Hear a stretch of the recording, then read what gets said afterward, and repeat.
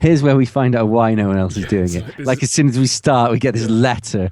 A SWAT team comes round to our house and kicks in the doors. Oh God, we're so sorry. I've turned my phone off, so I have no idea if we're going to get an email in a minute going, "You can't do this. It's wrong. You should feel bad." Oh, young whippersnappers.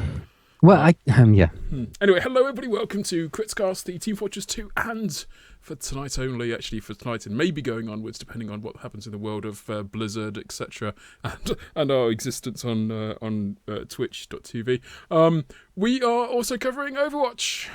Well, we've been doing that for a while, to be fair. Yeah, we kind of have. In a kind of like, this game's looking really interesting kind of way. Yeah, it's like, it could be good, but let's not really associate ourselves with it too much in case it turns out to be really bad. In case it sucks. Yeah.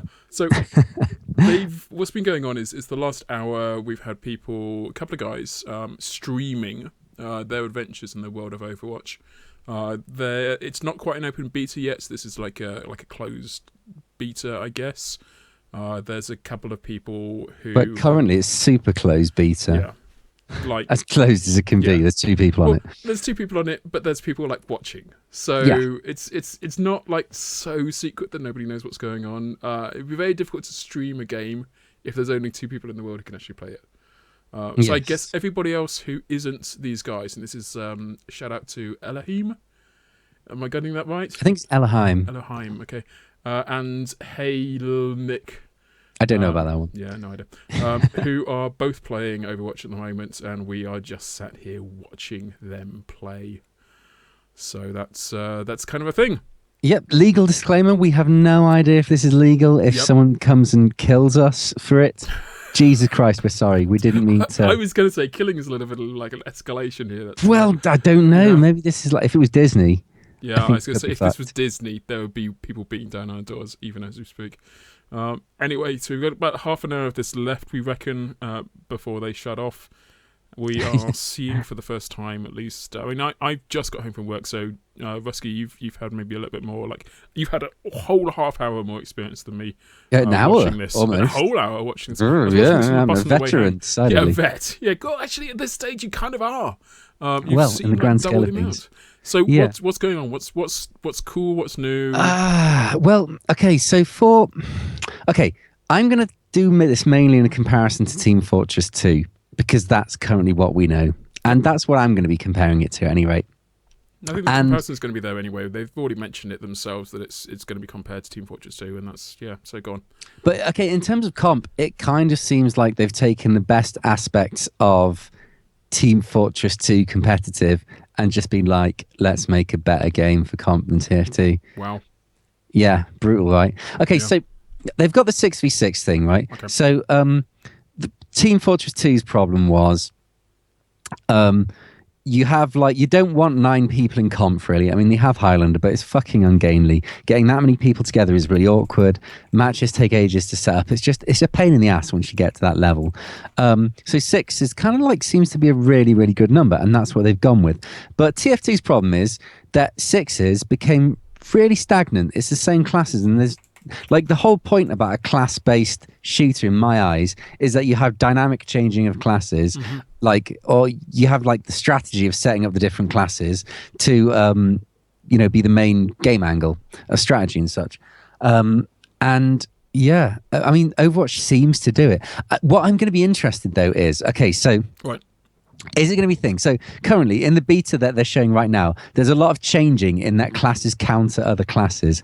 I'm wondering if after people have played this for a bit, got really good at it competitive wise, if there's going to be a cookie cutter setup as there is in Team Fortress 2. There's really good classes to play. 2 Tracers, 2 Pharahs, blah, blah, blah. 1 Mercy. That's the other thing as well, that there was never really clarified until today that you can actually have... you can have players, you can have 2 tracers, you have 1 tracer on each team. No, that was a thing. A team of tracers versus a team of tracers. There's no kind of logic as to why there's lots of these people in the same place. It's like TF2 in that respect. But yeah, I'll be interested to see if it settles down. I have a suspicion though, if it does start settling down, then what they're going to do is actively target that and try and change it so that you need to have the constant changing of countering and counter-countering to people's team setups and such. Yeah. Like the other team doesn't know what your team is going to be until the game has started and people are Yeah, running but then around. once they see it, and if like your team's dying, then you can do a dynamic change of classes and like play the counters to their classes. Mm-hmm. Yeah, which I'd love to see how that's going to play out. I mean, from a kind of selfish point of view, in that, so in Team Fortress 2, and what I love doing in any game is I love picking a class and completely exploring that, like maining that class really hard. Yeah. And TF2 is great for doing that. Like heavy weapons guy in TF2, I just would play all the time, even in disadvantageous situations. To Possibly kind even of, for like 6 or 7 years, maybe 8. yeah, that kind of amount of time. I'm not sure it was Yeah, actually 8 years. Like I mained medic at close. first and then switched over, like very, very early on. But yeah, I'm not sure if there'll be a similar thing to be able to do in this game. Like, but I mean, They've we'll already said see. that We'll see. they want people to do that. They want to see the game as being like they've said that you won't be very good at this unless you're able to play at least 2 characters. Yeah, you need to kind of do multiples, which, maybe I just need to get my head around that. But I'm going to reserve judgment till I start playing because Yeah. I don't want to be one of these guys who's just like, oh my God, it's like this and it's terrible because it's a game I've never played. Because, yeah, Who wants to be that guy? Yeah. exactly. All right, so we're watching at the moment. We're watching Elohim and his medicing skills, which apparently weren't that great. No, he's playing Zaya. Is it Zaya? She's not medic.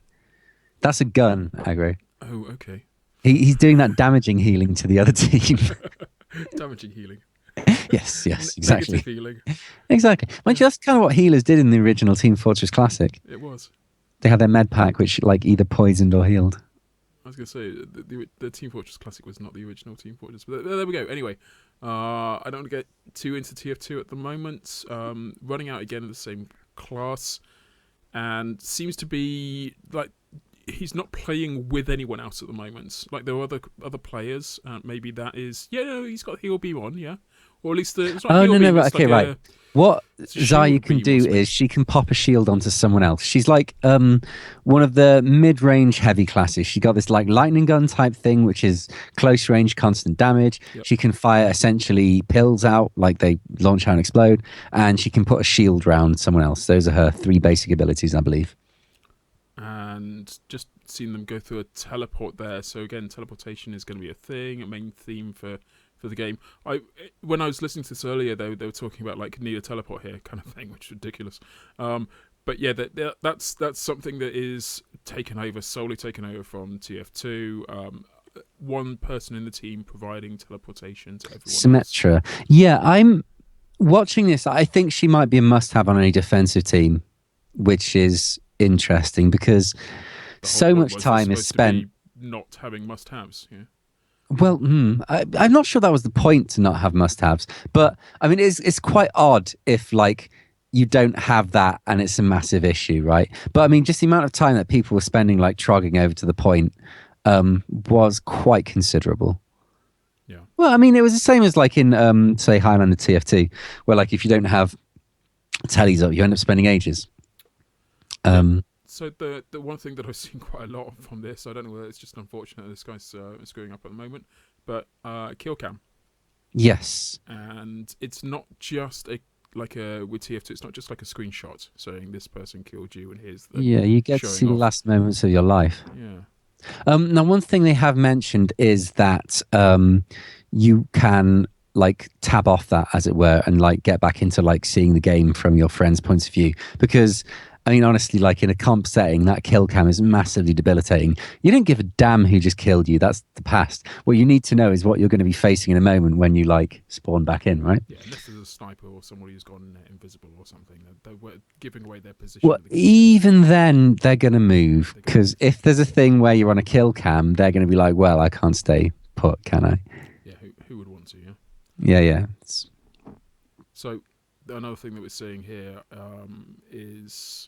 I was going to say it's beautiful sort of gameplay with regards to people playing together. You mentioned this before with like the shield that goes up. But do you think you're going to have like you've got to run together as a team in order to make any headway? Oh yeah, like that's going to be like, I mean, in a game like this, even in games where like you don't have synergistic abilities, like say Counter-Strike, even then if you're working as a cohesive team, you're just like so much better than individuals, even if those individuals have greater personal skill, like a one-on-one. But in this, because of all the synergistic abilities, there's going to be massive amounts of teaming up. Like, I mean, the most obvious one is Farah and Mercy. Farah being like the flying soldier rocket launcher person, and Mercy being essentially the medic who can fly a bit. So Farah's got great Partially damage flying. output. A bit of the old flying. A bit of hovering. Like quick fix medic, essentially. Quick fix flying, sure. Yeah, so, I mean, those two are just such an obvious combo because Farah's got great damage output, but she has no ability to heal herself. So combine that with a Mercy and... Farah's got AoE as well. I think that's going to be a definite staple combo. Well, I mean, I say definitely. By the look of it, not that I know shit because I haven't played the game, but it looks like that's going to be like a staple. Yeah. I mean, that'd be an interesting one to theory craft. What would be your standard lineup? Because, I mean, this is going to happen, right? Yeah. Say there's like a standard game. There's going to be standard setups for attack, for defense. Well, I don't know. Maybe it'll be map specific then. Maybe there'll be like great maps for Toblerone the Dwarf or... Toblerone. Sorry. Yep. He's clearly called Toblerone. I can't be bothered trying to pronounce his actual name, whatever. He can be named after a chocolate bar. Yeah. But like, I imagine there'll be some maps where there's like very sweet spots for sentries or for Bastion, and that will create, you'll want certain characters there. But I'm guessing there's going to be like a standard setup. Unless, I mean, I say that, unless they get the balance so nice that there's like not a standard setup because of the whole counters business. Yeah. I mean, I like the idea that if there was a standard setup, it'd be predictable and thus people would want to put in a different setup. Yeah. Which is an interesting prospect. It's a whole sort of game of chess thing. If there's a really good attack, there's going to be a really good defense. People will just build the defense. Yeah, although I mean, some characters are just generically good. Like I can see there being like a standard unit of one Mercy, one Soldier 76, and one Farah. Oh wow, sorry. He's just blown his ult at the moment. It looks like it creates a black hole and sucks heavily into it, which seems to be absolutely devastating. It's massive number of multi-kills with that. Yes, so I mean that is exactly what you said. It just is. It creates a point that everyone gets sucked in towards. So if you combine it with someone who has an ulti that does like basically a kill to a certain area, the obvious one is Hanzo, the archer dude who has like launches 2 dragons. Then if you time those together, you're just going to kill a lot of people straight off. Absolutely devastating. I think the one they're doing at the moment is like either like hold a point or defend a point or. Yeah, they appear to be being mainly payloads they've played so far. This appears to be a capture area. I think we can see it defined by that square area on the floor. Which is either a square blue area or a square red area, depending on who has it at the time. Although something from TF2, I mean, I don't know the map that well, but a rule from TF2 is if you're defending the point, standing on the point is normally a shit idea. So, yeah, absolutely. It's sort of viaduct rule. Yeah, you want to be defending from good positions as opposed to he walked off a cliff, poor guy. He walked off a cliff as the flying character. Oh, that's not a good day. Oh no, he's not the flying character. What the fuck am I talking about? That's it. Defeat. I fail you, chat. I fail you. I like the branding with defeat and with victory. I mean, victory is sort of like this big celebration of colour, whereas defeat is the big kind of red blodge of terrible goo. Yeah. And then replaying the map afterwards feels very much like a sort of console type experience. Maybe it's just sort of me thinking in terms of like next generation, and console being next generation, PC being generationless as opposed to last generation. So I think this is sort of Blizzard learning from their experiences with the card games, the various other like MMO experiences they've had, and RPG experiences. I'd argue Blizzard are one of the most experienced esports purveyors out there. Like, I mean, StarCraft 2 has been like a staple of the scene for ages, and like Hearthstone has been the really just bizarre thing that popped up. And it's been fascinating watching how Blizzard dealt with that, because there's games which obviously lend themselves towards esports, and they're kind of like, they almost like run themselves, right? Yeah. But then like seeing how Blizzard have handled esports with Hearthstone is fascinating, because that's like, God, I don't know. It suddenly like everyone wants you to like run your poodle in the Grand National, and you're like, how's that going to work? How is everybody going to see my poodle? Which is Running actually in. something they haven't addressed here. How are people going to see the actual players themselves? How are they going to be able to cast games? I mean, we're kind of this is the mankiest version of live streaming I've ever seen in my life. Like, take a couple of Twitch streams and bung them up in browsers, Just and there glue you go. them together. Yeah, that's right. Congratulations. Here's your stream. Janky as hell. Janky. Yeah. But in theory, they have made some allocation or put aside some allocation So, to do like. Yeah. My top-down guess view. is it's something they are going to do, and I suspect they've got a lot of ideas about it. But I suspect it's not going to be what they're working on right now. Like, my guess is they've seen. Okay, so like, geez, it's amazing to think about Team Fortress 2 like speccing for tournaments, like how much it's come along just recently. Like, it wasn't that long ago that we didn't have the ability to spec players through walls. Yep. Like, which, if you think about it, is just absolutely mind-blowing, Such because an obvious thing to do. it's just so important as well. Yeah. I suspect that Blizzard are going to be much more up with giving the right tools to do that. What I wonder is if they're going to have the same mod scene as Team Fortress scene. I'm guessing not. Blizzard tend to not like things modded. Do you know what I mean? What? So they like everyone to experience the same experience. They want everyone to Yeah, have the same so- understanding. I very much doubt they're going to be endorsing in the same way that Team Fortress 2 did, like people, changing their Reinhardt into a massive teddy bear with an ice cream that he hits people with. You know what I'm saying? I want to see that now. I want to play a giant teddy bear with an ice cream that hits people. Well, maybe someone will do that. I'm sure they will. Okay, here's the thing. It depends how much they let you alter the files, because in first-person shooters, there's real advantages to altering the files. Like, if you're playing... I mean, you just have to look at old Quake, where you have all the players in bright pink so you can see them really easily. You have all the maps just in grey so they don't, get in your face. And I suspect Blizzard are going to be against that. What we won't be seeing right now is what the lowest graphics settings is. Or maybe they are. But, whenever comp gets played, you turn the graphics settings down to the lowest you can. Yeah, absolutely. Because, you want to get the best frame rates. You want to have the least amount of kind of visual explosion noise. You want to things cut on that it. down. Yeah, exactly. Vision noise. Yeah, what a great phrase. I suspect Blizzard are going to want to play quite a... I mean, they're going to have to allow people with, what is a reasonably low spec of computer. They're going to have to let them play the game. Right, but at the same time, they're not gonna. I think they're gonna want to keep the graphics quite high up. You know what I mean? I was trying to say. I mean, there's never really been a game that Blizzard have run that really demands a high spec machine. But then, if you think about things like StarCraft, where there's a lot of individual units doing individual things. I mean, the graphics might not necessarily be the best thing in the world, but there's a lot of calculations that need to take place there. Yeah. I mean, with StarCraft, the simple thing would be the recent ESL coverage has had a really interesting feature where it kind of has the top down where you can see everything happening, but then at certain points during the match, they'll go into a first person where you'll be able to see what a player they choose is seeing from their screen. So it goes to the most minimal graphic settings you can and the full fog of war. So they're then going through the map as if they were playing it, because they are playing it. Yeah. If you see what I mean. I do see what you mean. Yeah. I wonder if they're going to do something similar for this. Then have have the top down of the maps. The maps have already been discussed, certainly on these channels at least. We talked about it in the past as well, but they're kind of multi-leveled.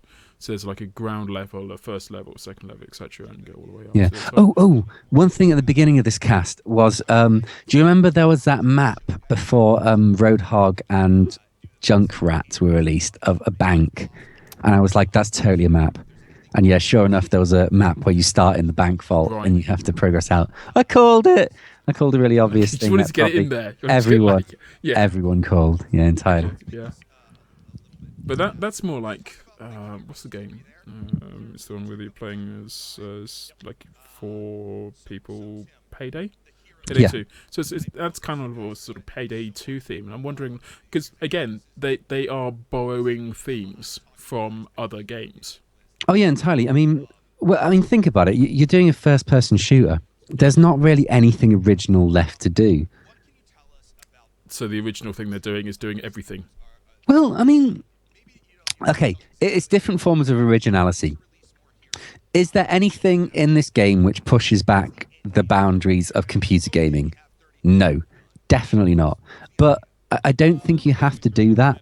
Like when you go and see like a AAA film, for an example, you don't expect a massively new experience. You just want a really, really You good just want to be experience. entertained, yeah. Yeah, like if you go and see a spy film, you kind of know what you're going to get, and you're fine with that. And like if they throw in some new stuff, I mean, they need to throw in some new stuff to be interesting. If it's completely generic, unless it's absolutely fucking slick as hell, then it's going to be very dull. But I mean, yeah, you don't need to be new. And I mean, nothing they've done here is new. They've like gone into the first person shooter genre, and I think they're just trying to take the best of everything. Which is fine. Yeah, and honestly, having seen it, I think they're doing a good job. Like just watching this, I'm just looking at all the things. I'm like, wow, they really just have looked at Comp TF2 and gone, right, this is what's shit about Comp TF2. This is how we can address it. It's, yeah. It is kind of beautiful. Actually, the fact that it is beautiful, I like. I can see them having pulled little tricks to make it look beautiful. Like it's whole swathes of one color to give it sort of put shades of colors rather than having like distinctive colors you were talking about before with sort of the grey maps and then the bright yellow players. Whereas this is sort of shades and darkness and shadows and the like, and it feels sort of cartoonish from that degree. Yeah, I mean, it's definitely slightly cartoony. I think they've definitely gone into the territory that Team Fortress 2 has, except maybe a bit more cartoony. Like it's actual cartoony, as sort of Saturday morning cartoony, as opposed to. Well, TF2 is like stylized rather than cartoony. Although, I mean, like, okay, so I mean, to the modern eye, what we describe when we're talking about cartoony is very different because these days, what is a cartoon is. I mean, like, okay, when TF2 first came out 8 years ago, there weren't cartoons that looked like TF2. Now there's cartoons that look like TF2. So these days, TF2 is cartoony. But when they designed TF2, it wasn't cartoony, is what I'm trying to say. Okay, good answer. Glad we cleared that up. Yeah, long answer. Well, it's my own fault for asking stupid questions. Yeah, and I mean, so an interesting thing is like the art style for TF2 they got from the like paintings of fine artists and like graphic designers as opposed to cartoons. I think Blizzard have gone for. God, do you know what I'd call this? The style of this is just the Blizzard style, but it's like it's not StarCraft 2, which is far future. It's not Warcraft, which is in the past. They've gone for slight future, which is it's a different place for them to be. But it's Blizzard has an art style that you look at it and you say, "Yep, that's Blizzard," and they're doing that. I think so. Yeah. Okay, Would you not go with that? Because I think if you look at something like Diablo and then you look at something like StarCraft, they are completely different games. They look different, they feel different, they play. Diablo is somewhat of an outlier. I put Diablo with stuff like Rock and Roll Racing, Although even Rock and Roll Racing looks like a Blizzard game, if you know what I mean. I don't even know what Rock and Roll Racing is. Have you never played it? The next level of that. Okay, Rock and Roll Racing. This is I don't know if this first Blizzard game. It's certainly the first Blizzard game I've played. It's a isometric racing game on the Super Nintendo. I think is where I played it. Wow. Yeah, it's a fucking amazing game. It was so good for its time. It was just like, and they had like. I've got to interrupt you. That they found a football. Yeah. There's a few of those on this map, and they're kind of quite well physically done. Physically done. Okay. Physically done. Oh my god, language! Please don't desert me. Yeah, totally. Although the texture's not football, look at it. They look like ass. I mean, texture on the cardboard box look better. Well, I mean, this is the thing, right? I reckon the footballs were just slung in because one of the designers were like, sure, let's sling in a football. And I mean, it's a beta. So I'm not going to get precious about that stuff.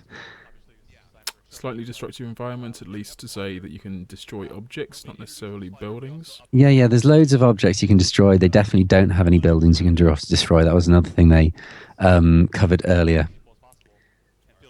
It was like one of the first things they talked about.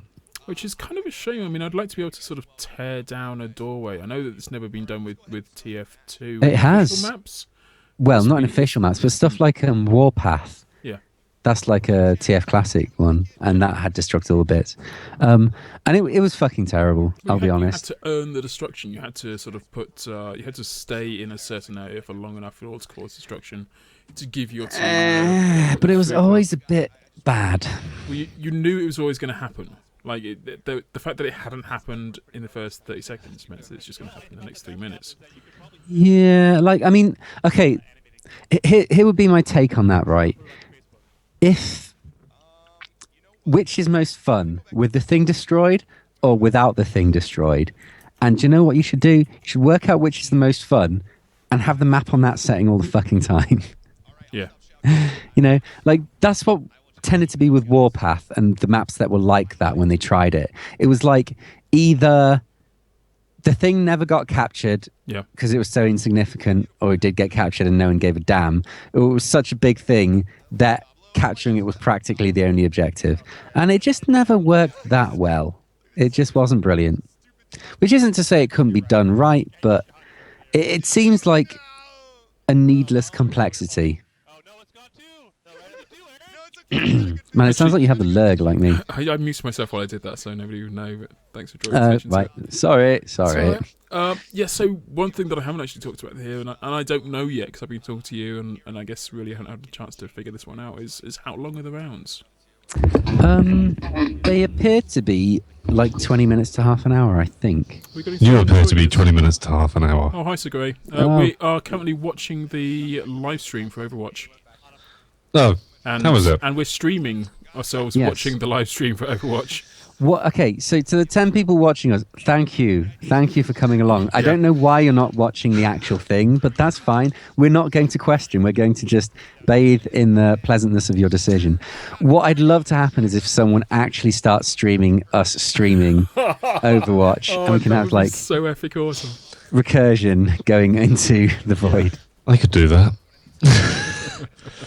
Your mic is super bassy, like, too much in our face. So great. Yeah, I think your settings are up again. It is like you don't understand the ideas of body language, body being too close, personal space. Or once again, there we go. Microsoft is fucking much around better. with Much my better. Okay, microphone all right, levels. enough of the microphone branding. Anyway, so yeah.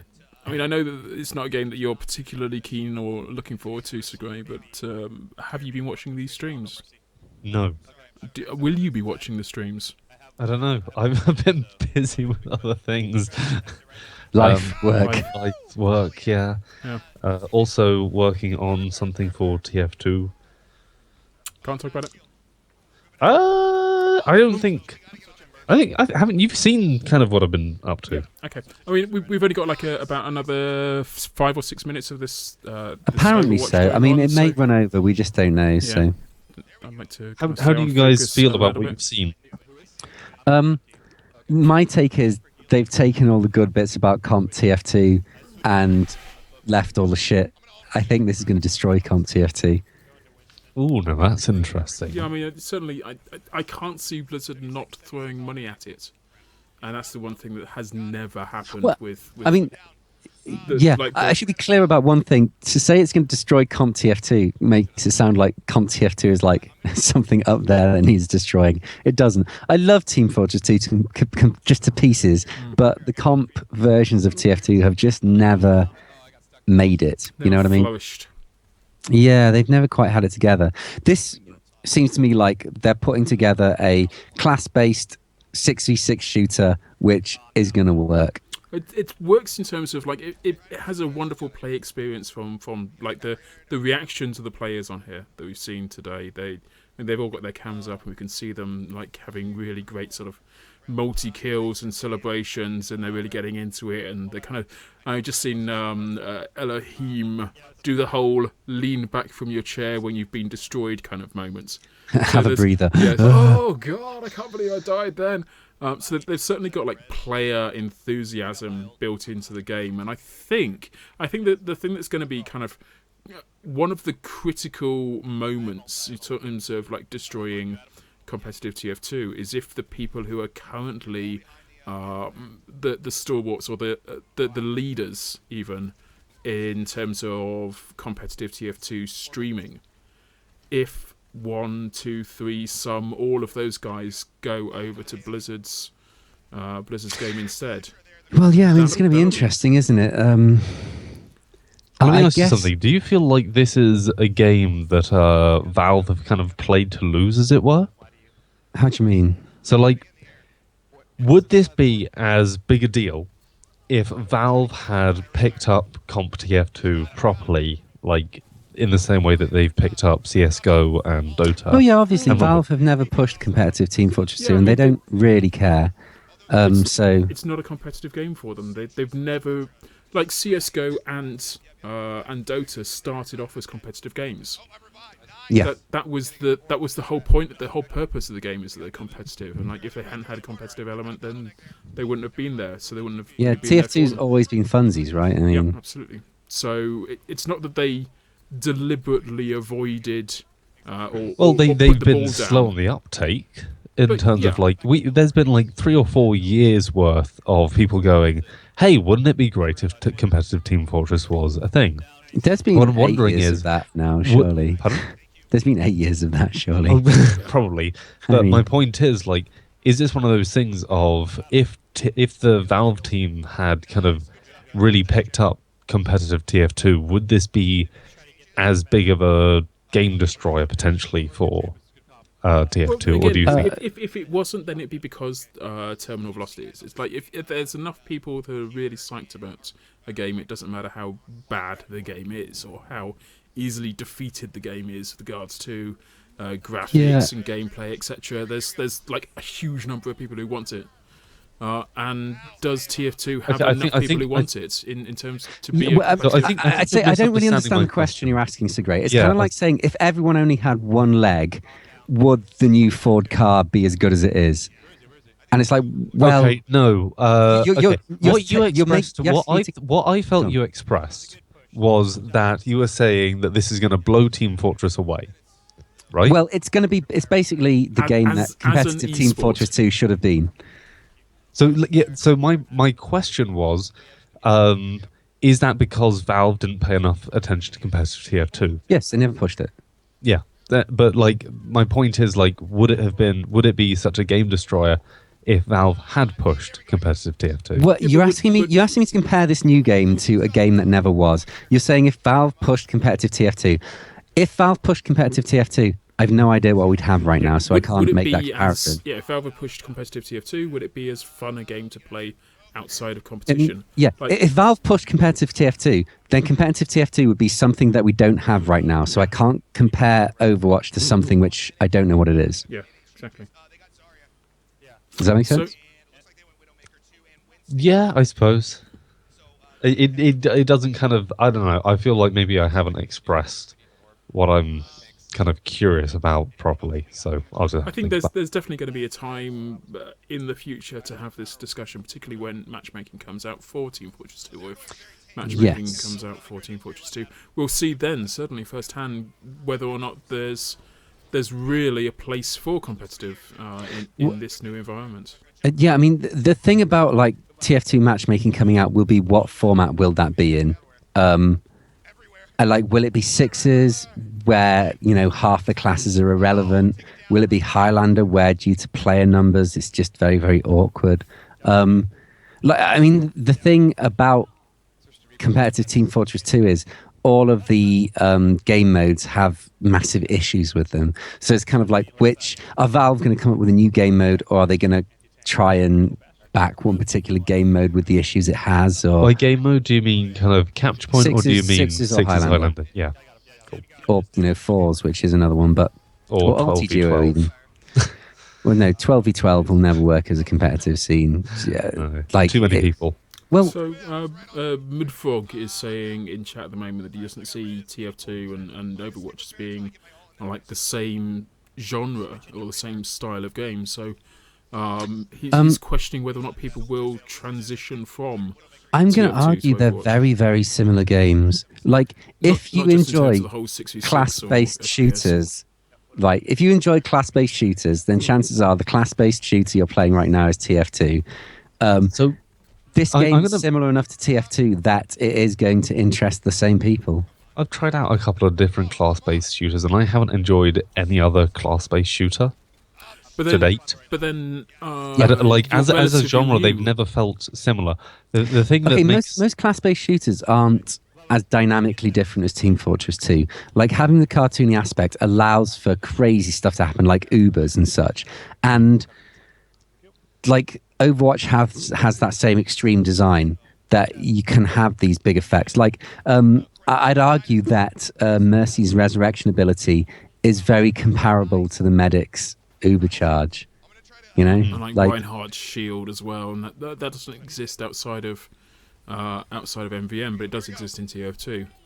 I am a fan of how they seem to have spread defensive capabilities out a lot more amongst different people. So you don't Definitely have. I mean, a the fan of classic thing with TF2 is the original sort of load screen, or the character selection screen, where you've got 3 classes that are in the defensive slot and 3 classes in the attack slot and 3 classes that are in the everything else slot, and realistically that's no longer true, but it was kind of true when it first started. I don't think you can honestly pick any one class here as being purely defensive or purely offensive.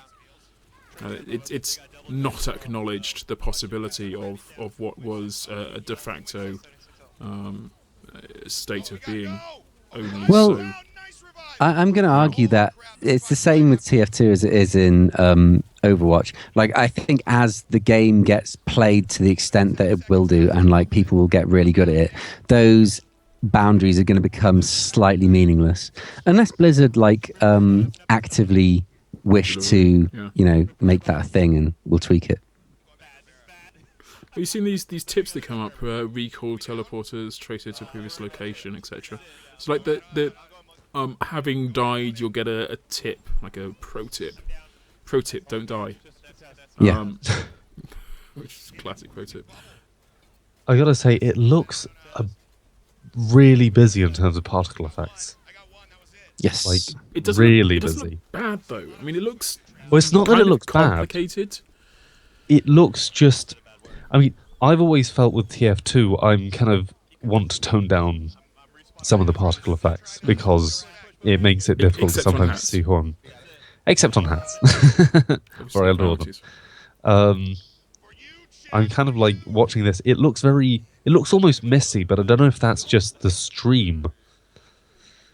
Like, it looks kind of like there's a fog Well, I on think the they're entire actually thing. playing at the headquarters for Overwatch at the moment, so that they are playing almost certainly on the best PCs money can buy.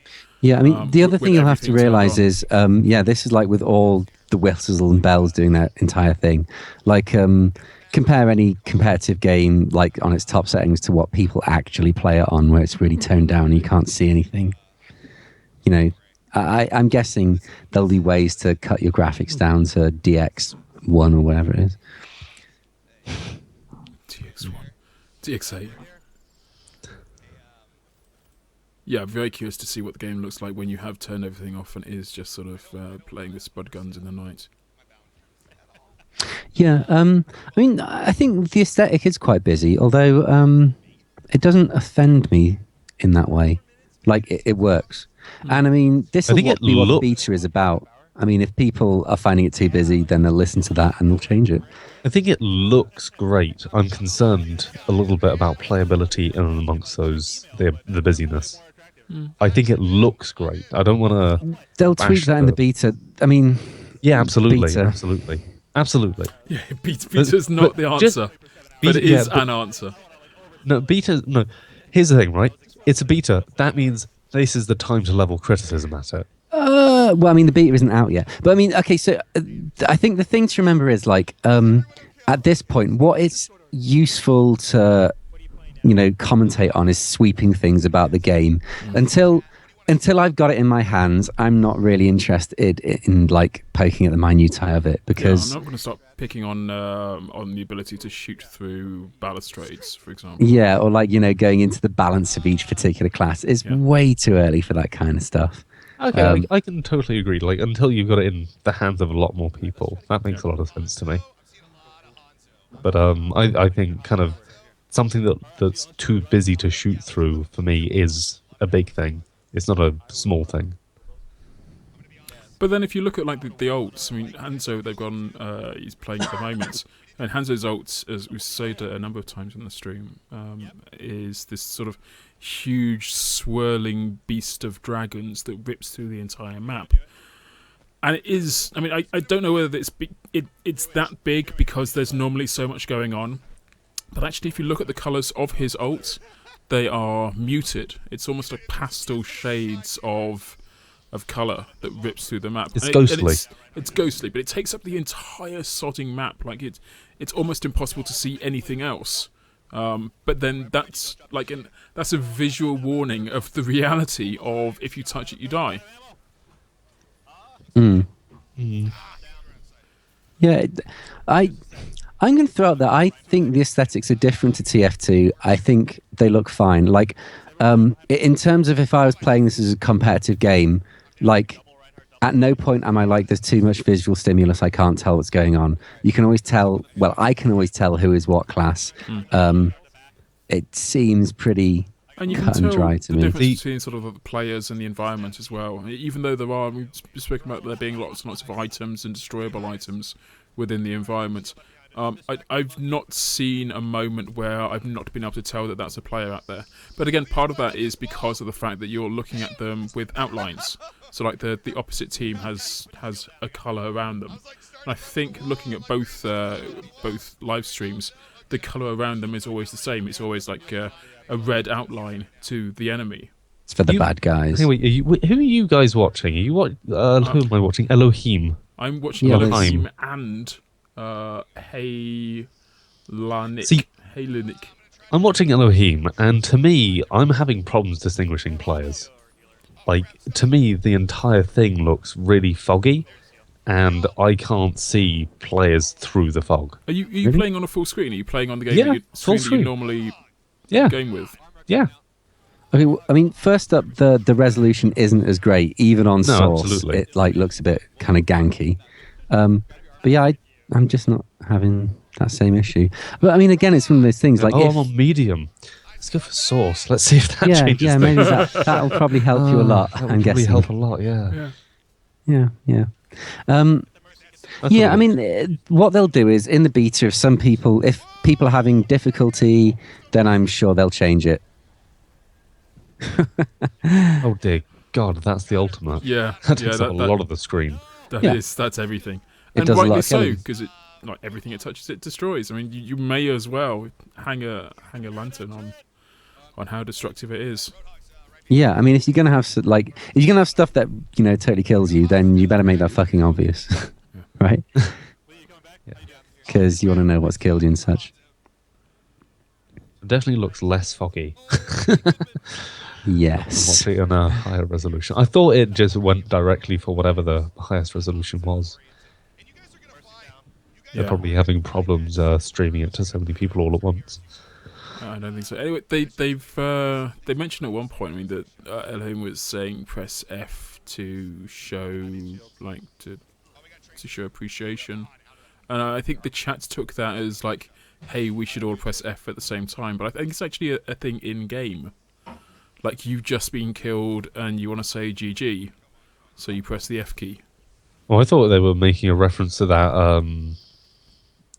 Call of Duty thing where it was press F to pay respects or whatever. Really? That's what I thought it was. Okay. Cool. I have no idea. Could go either way. Somebody's Googling this, I can hear them. No, I'm just talking to folk.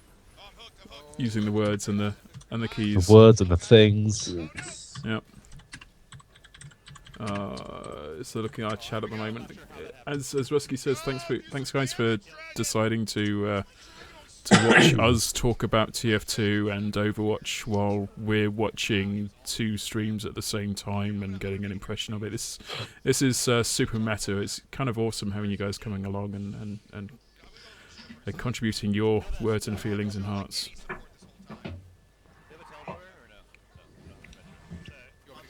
Yeah, there's things which they do which, like, okay, so it's the whole thing of like the classic thing from, I mean, this is something that people complain about Team Fortress 2 all the time, which is the whole like, you see someone and you don't know what they're armed with. Yeah. And like Overwatch having gone down this road of instead of adding more abilities to existing characters, they add new characters. Just means like whoever you face, it instantly like it has that snappy recognition. You know what weapons they're going to have. You know what their abilities are. It's stuff like that which, I mean, if the advantage of that for competitive is for like getting an audience. Like you want stuff to be quite obvious for like people just to pick up watching it and get into it. Yeah. And that's like really easy. Like trying to explain to someone what the scouts abilities are in Team Fortress 2. Hell, I've been like maining Team Fortress 2 for years, and actually right now I couldn't tell you every ability the scout has. I just couldn't tell you what all of his guns do. Yeah. There's so goddamn many, right? That's right. Well, all the guns, all of the baseball bats, and the hitting things, and the jumping things. And Yeah, exactly. And like how much they've changed over time, and oh god, Yeah. it's very confusing. I definitely agree with you that having more characters instead of more weapons is a good idea for a comp thing. Simply because I do think recognition for people who are watching is definitely a good idea. But I do also like the kind of the surprise factor that you get sometimes with TF2 when somebody goes for an odd loadout and they just totally don't expect what's coming.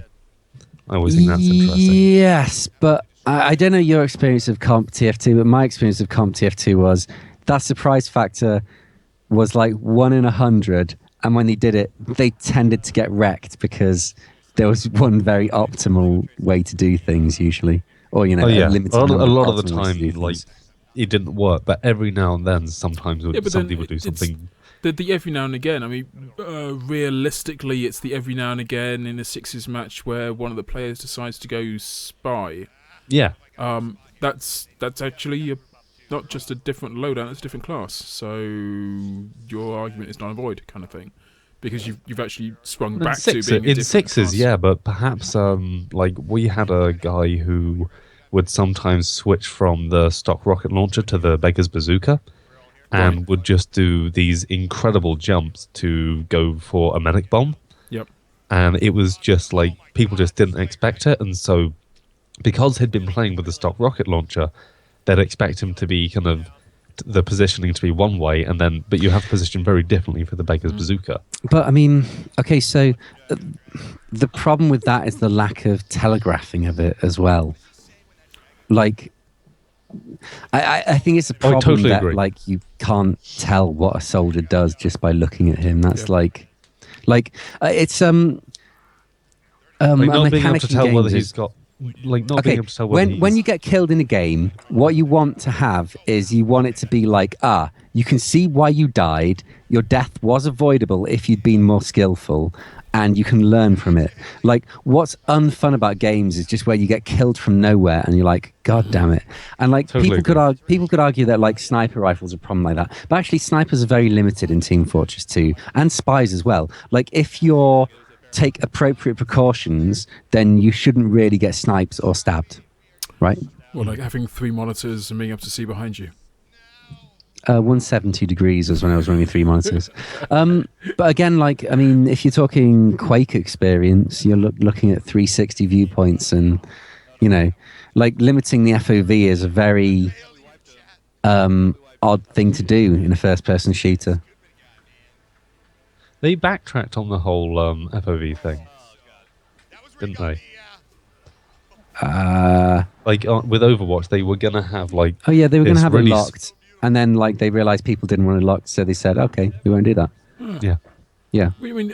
I don't regard that. Okay, I'm still at the stage at the moment where I'm thinking I'm gonna give them a little bit more leeway than I otherwise would do. Like I'm still optimistic, pleasantly optimistic. Yeah, I'm going to throw out there. You can't say, "Oh, they backtracked on something in beta." Yeah. That's not backtracking. That's like experimenting. Like saying they backtracked has a load of baggage attached to it, and I think that's unfair to say it that way. Okay, yeah, I totally used the wrong way to say. I said that wrong. Yeah. Well, I mean, they said they were going to have a locked FOV. People complained. Then they were like, "Oh, people don't want a locked FOV. We won't do that." You know, props to them, right? Yeah, absolutely.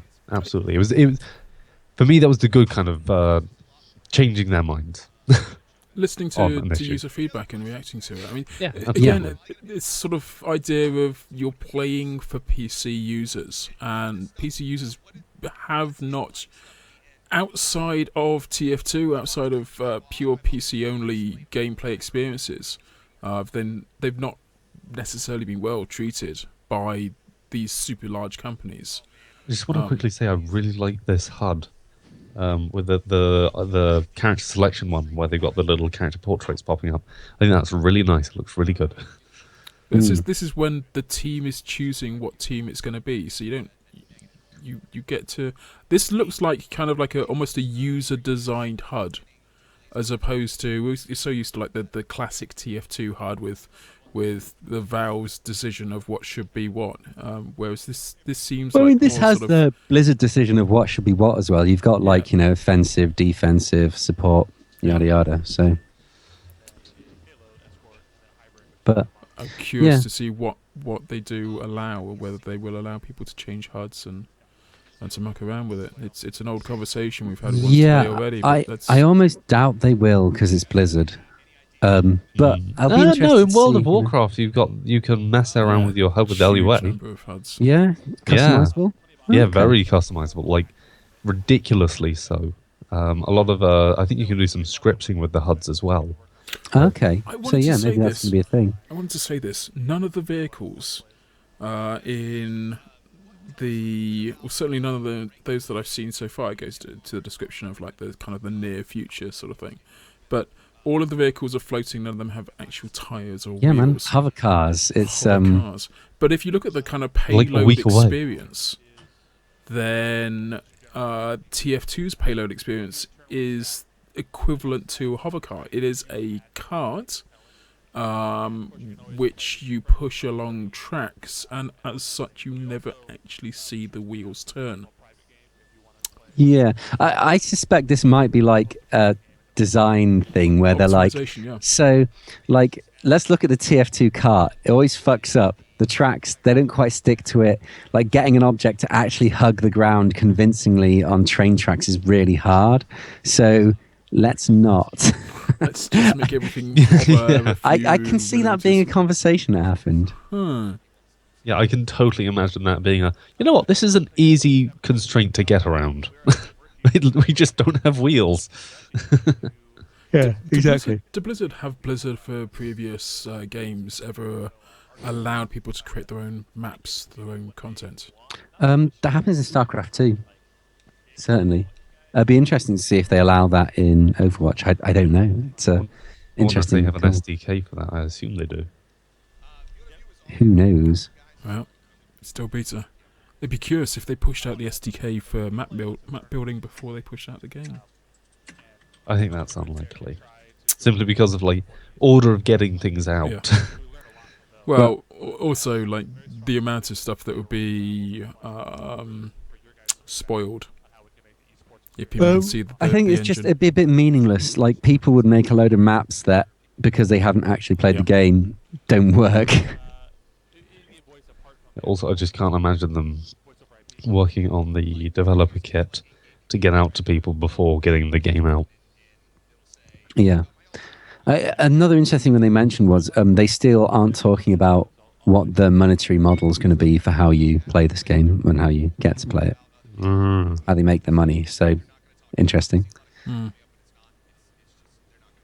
Well, we're still waiting for the next round to start. I think there's a couple of guys sat around talking. We might have reached the end of the experience. I'm not sure that's going to go on any further.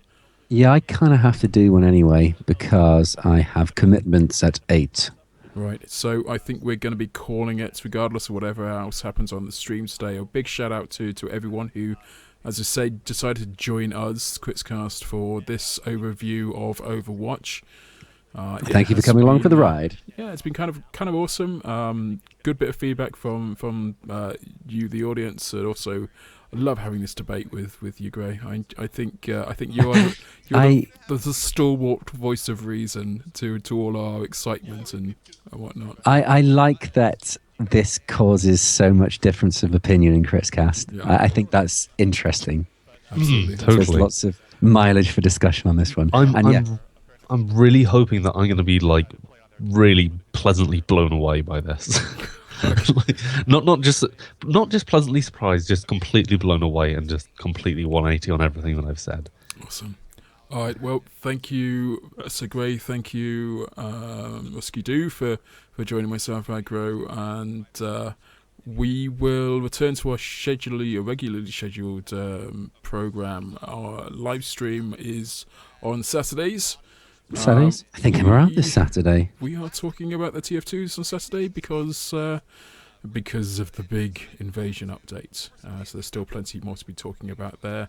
Go along to quitscast.com, check out previous podcasts. Okay, episodes. just right now, we are the 13th largest Overwatch stream in the world. In the world. Remember this moment. So far. Amazing. All right, guys, have fun, sweet dreams, and whatever you do.